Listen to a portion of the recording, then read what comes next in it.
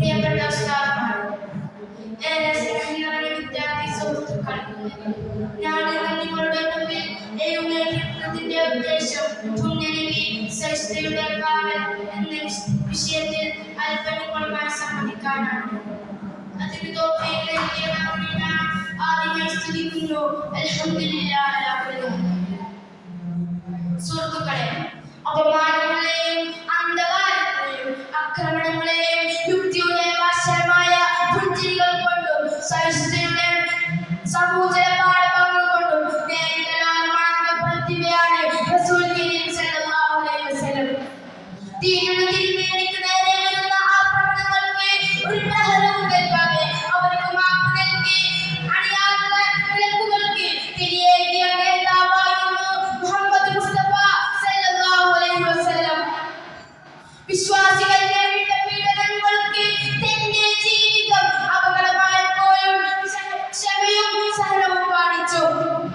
ഒരിക്കൽ ആയിഷ ചോദിക്കുന്നുണ്ട്, യാ റസൂലേ, നിങ്ങൾക്ക് നിങ്ങളുടെ ജീവിതത്തിൽ ഏറ്റവും കൂടുതൽ പ്രതികൂലമായി ബാധിച്ച പ്രഹരം ഏതാണ് എന്ന് ചോദിച്ചപ്പോൾ അത് ത്വായിഫിലെ തന്റെ കുടുംബക്കാർ തന്റെ മക്കളെ കൊണ്ട് കല്ലെറിഞ്ഞ് രക്തം വീഴുന്നതാണെന്ന്. എന്നിട്ട് ജിബ്രീൽ വന്നുകൊണ്ട് ചോദിച്ചു, നബിയേ, നിങ്ങളെ നടന്ന ആ സമൂഹത്തെ രണ്ട് മലകൾ കൊണ്ട് ഇല്ലാതാക്കുന്നതിനെ പറ്റി അല്ലാഹു നിങ്ങളോട് അഭിപ്രായം ചോദിക്കുന്നുണ്ടെന്ന് പറഞ്ഞപ്പോൾ അവർ ആരാണെന്ന് പറഞ്ഞു. ആ പ്രവാചകന്റെ നേതൃത്വമുള്ളത് യുദ്ധത്തിന്റെ വേളയിൽ തന്റെ ശത്രുക്കളെ വ്യക്തിയാക്കപ്പെടുന്ന തന്റെ കൂടപ്പിറപ്പുകളെ പോലെ പ്രവാചകൻ അവരോട് പെരുമാറി. ലോകത്തിന്റെ നാടുകളിൽ എന്നെന്നും ഉല്ലേഖനം ചെയ്യപ്പെട്ടുപോരുന്ന ചരിത്രം കണ്ട ആദ്യ ഭരണഘടനയായിരുന്നു മദീന ചാർട്ടർ. അതിനോട് എത്ര സുന്ദരമായിട്ടായിരുന്നു നീതി പുലർത്തിയ മദീനയിലെ മുസ്ലിങ്ങളും കൂഫക്കാരും അവരുടെ ഒരുമയുടെ താളം തെറ്റാതെ അവർ ജീവിതം ആസ്വദിച്ചതെന്ന് ചരിത്ര പ്രസിദ്ധമാണ്. ഓരോ മതസമൂഹത്തിനും തങ്ങളുടെ മതം അനുഷ്ഠിച്ച് ജീവിക്കാനുള്ള പൂർണ്ണ സ്വാതന്ത്ര്യം ഉറപ്പാക്കുകയും എല്ലാ സമൂഹ വികൃതങ്ങളെയും ഒരുമിച്ച് ചേർത്ത് നഗര സംരക്ഷണം നടത്തിയ സാമൂഹിക, ശാരീരിക, സാമ്പത്തിക പരിഷ്കർത്താവായിരുന്നു പ്രവാചകൻ മുഹമ്മദ് മുസ്തഫ സല്ലല്ലാഹു അലൈഹി വസല്ലം. അതിലൂടെ പ്രവാചകൻ ഈ ലോകത്തിന്റെ സഹിഷ്ണുതയുടെ മഹത്തര മാതൃക കണ്ണിയായി മാറി. അതിന്റെ ഉത്തമോദാഹരണമായിരുന്നു മദീന ചാർട്ടർ. അത് മതേതര സഹവർത്തിന്റെയും മനുഷ്യാവകാശ നയങ്ങളുടെയും ചരിത്രങ്ങളുടെയും ലോകം കണ്ട നാളുകളിൽ വിലപ്പെട്ട സ്ഥാനർഹത നേടി. ഹദീസുകളിൽ കാണാമല്ലോ,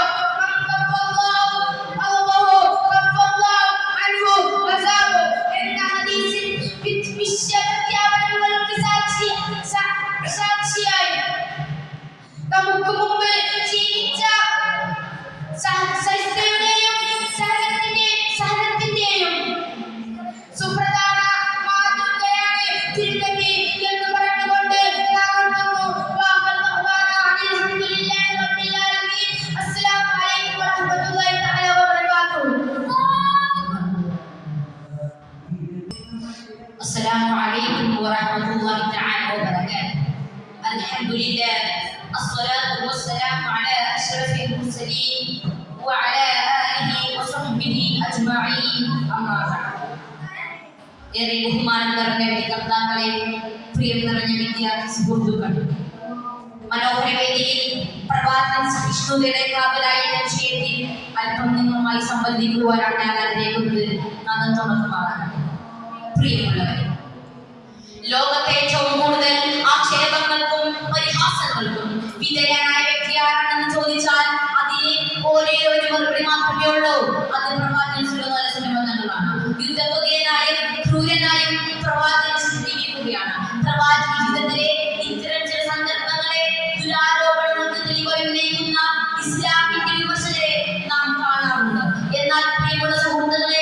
ഈ പറയുന്ന വാദങ്ങൾക്കൊന്നും 1% പോലും തെളിവ് കാരുണ്യത്തിന്റെ പ്രവാചകന്റെ ജീവിതത്തിൽ നമുക്ക് കാണാൻ സാധിക്കുന്നതല്ല.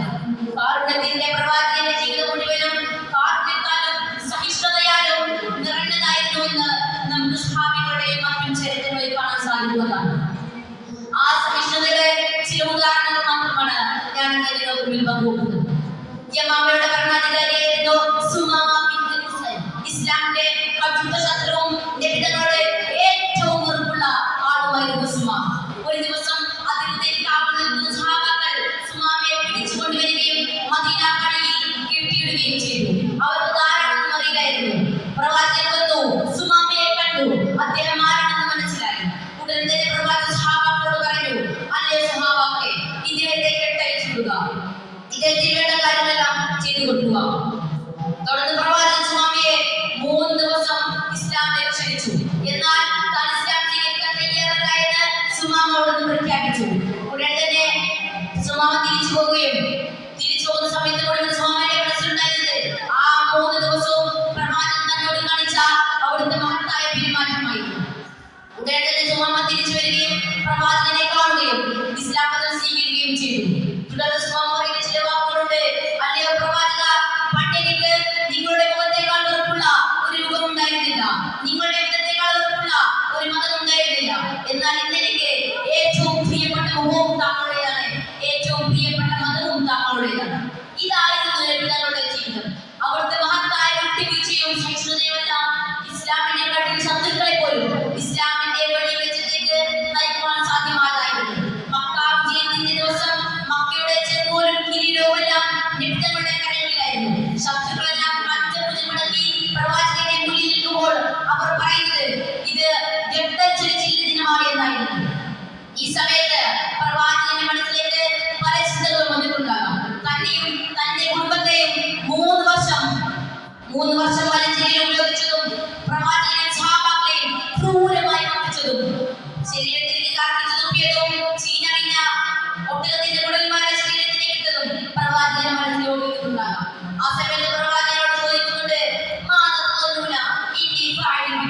ഞാൻ നിങ്ങളെ എന്ത് ചെയ്യുമെന്നാണ് നിങ്ങൾ കരുതുന്നത്? അപ്പോൾ അവർ പറഞ്ഞു,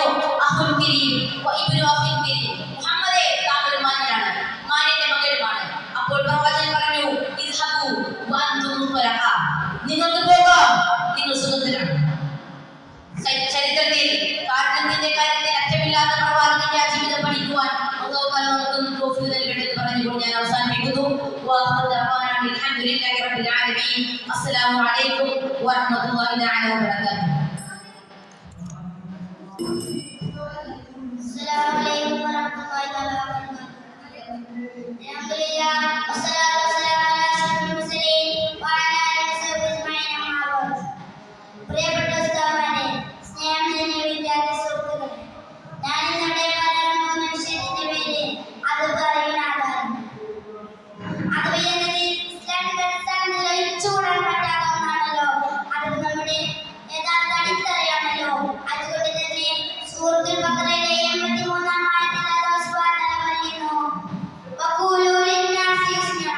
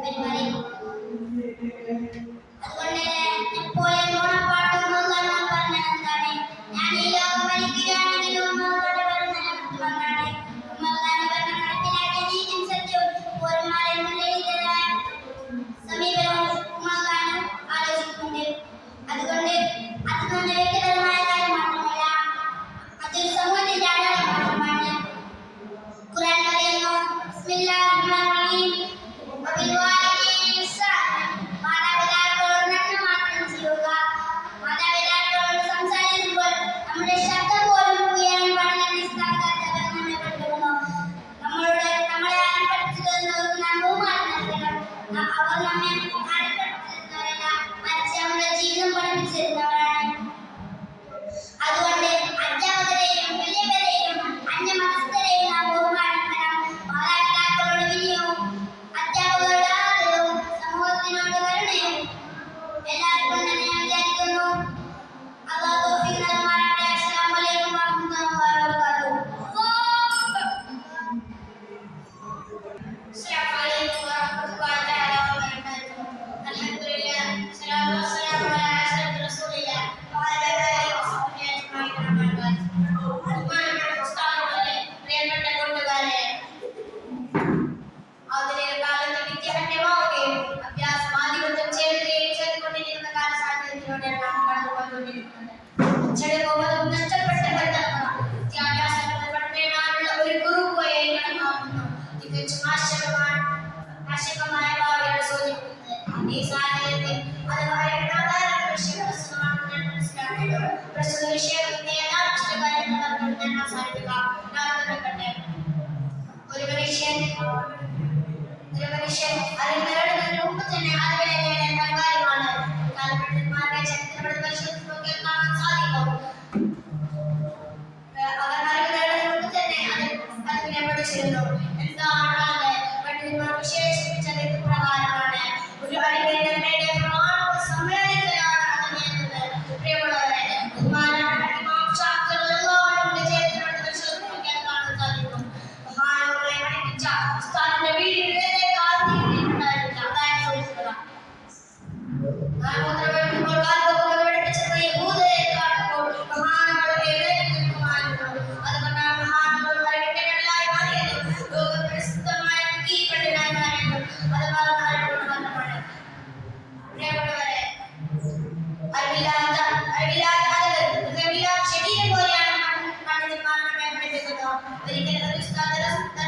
കൊണ്ടിരിക്കുന്ന സമയത്ത് ഒരു ആന പുറത്തു വന്നിരുന്നു.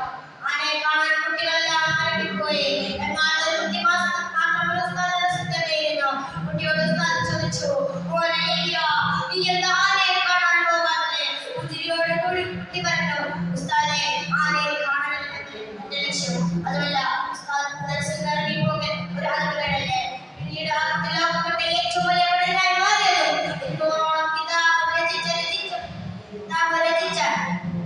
രചിച്ചപ്പോൾ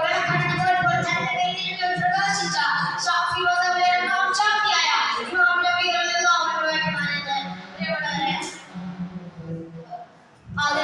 പാലക്കാട് ഒരു സ്കൂളിൽ തന്നെ തന്റെ മൊബൈൽ ഫോൺ പിടിച്ചു വെച്ചതിന് അധ്യാപകരെ ഭീഷണി മുഴക്കിയ വിദ്യാർത്ഥികളെ മാത്രമല്ല സമൂഹമായി കൊണ്ടുവരേണ്ടതാണ്. ഇത്തരത്തിൽ ഗുരുനാഥന്മാരുടെ ബഹുമാനം നഷ്ടപ്പെട്ട സമൂഹത്തെ അപകടകരമാണ്. ഒരു മനുഷ്യൻ വിദ്യാർത്ഥി അത് നേടേണ്ടത് അവന്റെ മാതാപിതാക്കളിൽ നിന്നാണ്. എന്നാൽ ഓരോ ഓരോ മാതാപിതാക്കൾക്കുണ്ട്. എന്നാൽ ആ ഒരു വ്യക്തി വീഴ്ച സംഭവിച്ചുകൊണ്ടിരിക്കുകയാണെന്ന് പറയാൻ വിദ്യാർത്ഥിയുടെ ആദ്യ അധ്യാപകൻ അവന്റെ മാതാപിതാക്കളായിരുന്നു. അവരിൽ നിന്നാണ് അവൻ അത് പഠിക്കേണ്ടത്. ഒരു മനുഷ്യൻ എത്രത്തോളം പ്രാധാന്യമുള്ളതാണോ അത്രത്തോളം പ്രാധാന്യമുള്ളതാണ് അത് വേണ്ടത്.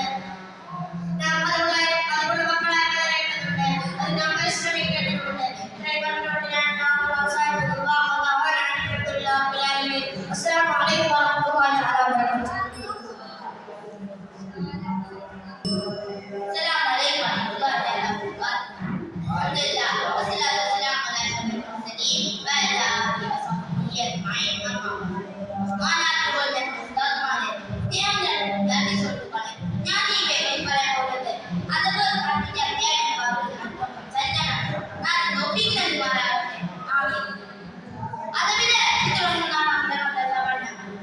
അതവിടെ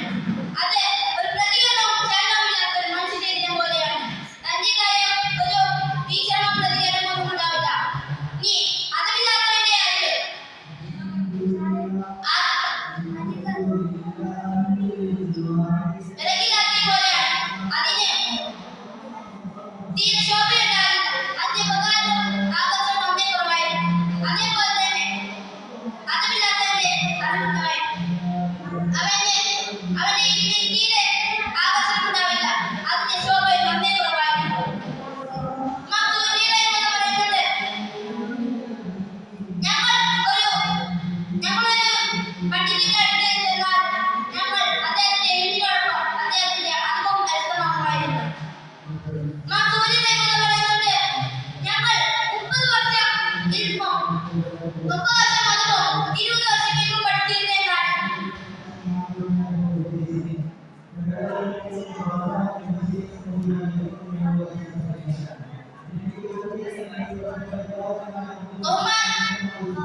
ബഹുമാനം സന്ദേശമായി തീരാൻ വേണ്ടി തന്നെയാണ് പുണ്യമൃതങ്ങൾ വരുമ്പോൾ അതുപോലെ എന്ന വാക്യം ആദ്യമേ സന്ദേശമായി തീരാൻ വേണ്ടി അദ്ദേഹത്തിനെ നമുക്ക് തീരുമാനിച്ചത്. ഇത്രയും പറഞ്ഞുകൊണ്ട് ഞാൻ വളരെ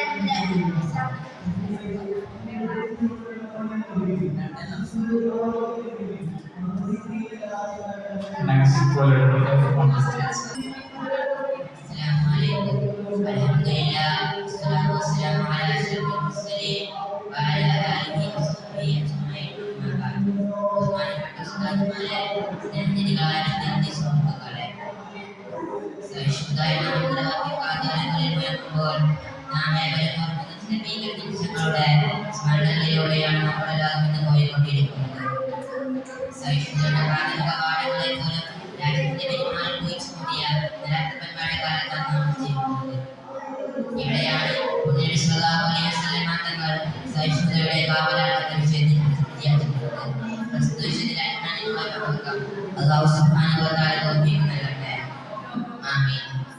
قال الله تعالى وما أرسلناك إلا رحمة للعالمين. നബിയെ, അങ്ങേ ലോകത്തിന് കാരുണ്യമായിട്ടല്ലാതെ അയച്ചിട്ടില്ല. ഈ വചനങ്ങളിൽ നിന്ന് തന്നെ നമുക്ക് നബി സല്ലല്ലാഹു അലൈഹി വസല്ലം തങ്ങളെ ഉൾക്കൊള്ളാൻ കഴിയും. ഇസ്ലാം തീവ്രവാദത്തിന്റെ മതമെന്നും അസഹിഷ്ണുതയുടെ മതമെന്നും 4040 വട്ടം ഉത്തരവിട്ട് പറയുന്ന ഇസ്ലാമിന്റെ വിവിധ ശക്തികൾ നബി സല്ലല്ലാഹു അലൈഹി വസല്ലം തങ്ങളുടെ ജീവിതത്തിൽ നന്നായി മനസ്സിലാക്കേണ്ടിയിരിക്കുന്നു. പരിശുദ്ധ കാബയുടെ തങ്ങളുണ്ട് എനിക്ക് തന്നെ പറ്റില്ല എന്ന് പറഞ്ഞ ഉസ്മാനോട് നബി സല്ലല്ലാഹു അലൈഹി വസല്ലം തങ്ങൾ പ്രതികാരം ചെയ്ത് ആയുധം ഉണ്ടായിരുന്നില്ല, മറിച്ച് സ്നേഹത്തിന്റെ പുഞ്ചിരി ഉണ്ടായിരുന്നു. മക്ക വിജയത്തിന്റെ അന്ന് നബി സല്ലല്ലാഹു അലൈഹി വസല്ലം തങ്ങളുടെ കയ്യിൽ കാബയുടെ തങ്ങൾ കിട്ടിയപ്പോൾ നബി സല്ലല്ലാഹു അലൈഹി വസല്ലം തങ്ങൾ അതിന്റെ ഭയവുടമയായ ഉസ്മാനോട് എടുത്തെത്തിച്ചപ്പോൾ ലോകം കണ്ടത് സഹിഷ്ണുതയുടെ ഉദ്ഘാടന മാതൃകയായിരുന്നു. ഇതായിരുന്നു പ്രവാചകന്റെ ജീവിതം. ശത്രുവിനെ പോലെ വ്യക്തമായി കാണാൻ പഠിപ്പിച്ച ലോക നേതാവ്. തോയിഫിന്റെ നായകരെ കാലിൽ നിന്ന് പൊട്ടിയൊലിക്കുമ്പോഴും അവിടുന്ന് പറഞ്ഞത് വേണ്ടിയില്ല, വേണ്ട, ഇന്നും എന്നായിരുന്നു. അതുകൊണ്ട് തന്നെയാണ് അല്ലാഹു അവരുടെ ഖുർആനിലൂടെ തുടങ്ങുന്ന ആയത്തിൽ പറയുന്നത്, നബിയെ, അങ്ങയുടെ റഹ്മത്ത് കൊണ്ട് പെരുമാറുക. അങ്ങെങ്ങാനും പരുക്കമായ സ്വഭാവക്കാരനായിരുന്നെങ്കിൽ അങ്ങയുടെ അടുത്തേക്ക് ആരും വരില്ലായിരുന്നു നബിയെ. അതുകൊണ്ട് നിങ്ങൾ അവർക്ക് പുറത്തു കൊടുക്കുക.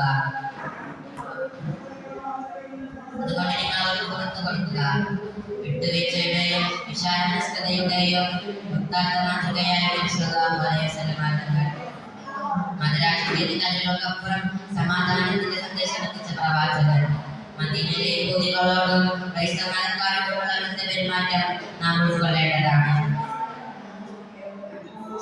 ഇസ്ലാമിന്റെ കൂടെ ശത്രുവായ അവിടുന്ന് പറഞ്ഞത്, നബിയെ, എനിക്ക് ഏറ്റവും പ്രമുഖമായിരുന്നു അങ്ങയുടേത്. എന്നാൽ ഇന്ന് എനിക്ക് നിങ്ങളുടെ മുഖത്തേക്കാൾ പ്രിയപ്പെട്ട ഒന്നുമില്ല നബിയെ.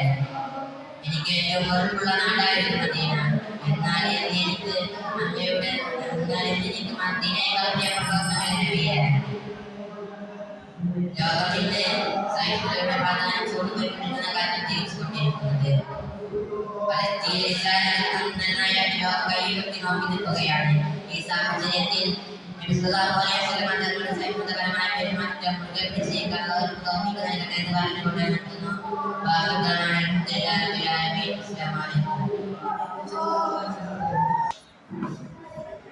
السلام عليكم ورحمة الله تعالى وبركاته. الحمد لله والصلاة والسلام على أشرف رسول الله وعلى آله وصحبه أجمعين. أما بعد. ബഹുമാനപ്പെട്ട ഉസ്താദുമാരെ, പ്രിയങ്കരഞ്ഞ വിദ്യാർത്ഥി സുഹൃത്തുക്കളെ, തങ്ങൾ പെൺപിടിയനാണെന്നും ഭ്രാന്തനാണെന്നും വിശേഷിപ്പിച്ച് പറയുന്ന ഈ കാലഘട്ടത്തിൽ നബി സല്ലല്ലാഹു അലൈഹി വസല്ലം തങ്ങൾ സഹിഷ്ണുതയുടെ കാവൽ എന്ന വിഷയം നിങ്ങളുമായി പങ്കുവെക്കാൻ ആഗ്രഹിക്കുന്നു.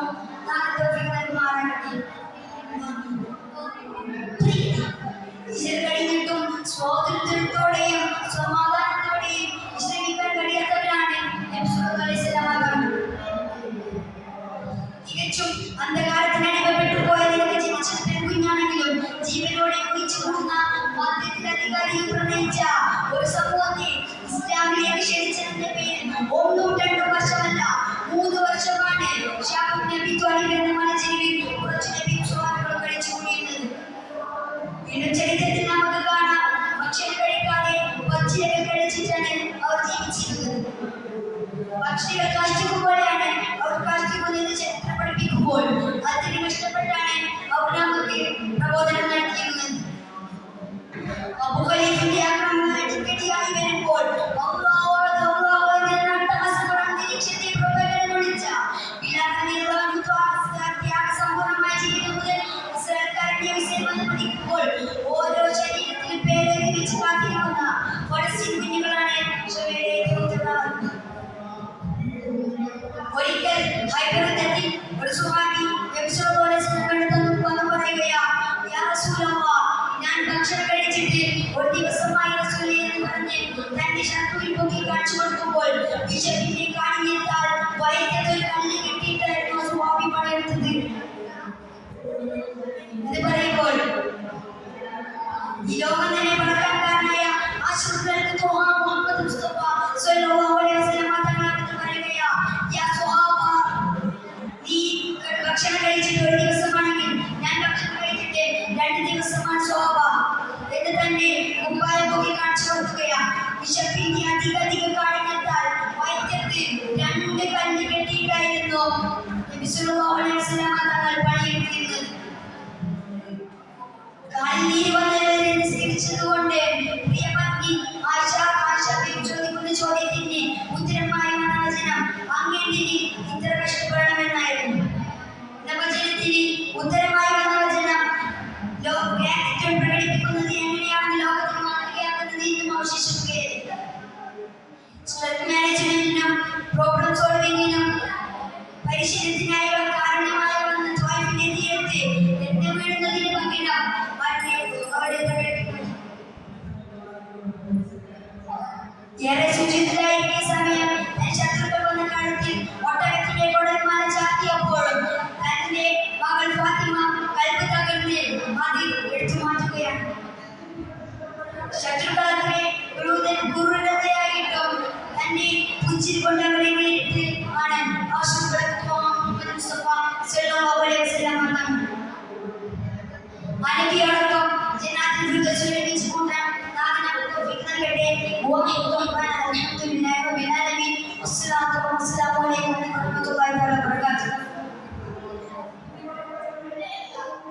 അസ്സലാമു അലൈക്കും വറഹ്മത്തുള്ളാഹി വബറകാതുഹു.